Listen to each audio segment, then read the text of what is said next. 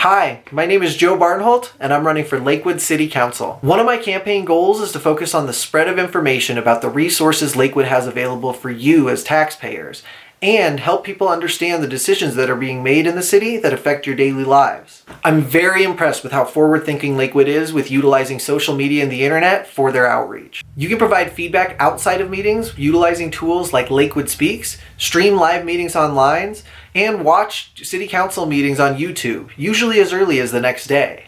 But if you look at the length of these meetings, we see a trend.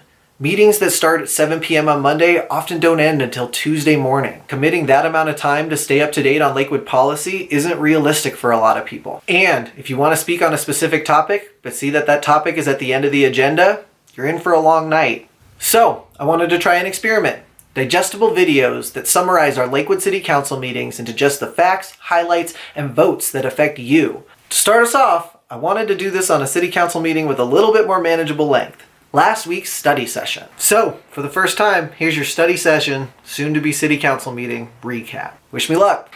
I guess first off, what is a study session? This is when the council gets a chance to review information about specific issues with the city staff. And while council may give staff direction, no votes are cast during study session. During this week's study session, we first learned about Metro Wastewater Reclamation District. Wastewater is the water that comes from your toilets, showers, and other household water sources. So, no stormwater for these folks. The Metro Wastewater Reclamation District was formed in 1961, following a public health crisis where our streams were being used as open sewers. Lakewood didn't officially join until 1964. Metro District uses its plants to remove waste from our water and return it to our streams. But what do they do with the solid waste? In the initial stages, we actually recover the methane gas from our waste, which is then used to power the treatment facility. And the solid biomatter is provided to local vendors for farming. Very cool presentation, but the most important thing that I learned: don't flush your medication. It's really hard to remove once it gets into the water stream. So be sure to hold on to those for things like National Drug Take Back Day, which we host here in Lakewood. The other thing City Council looked at is street and path lighting.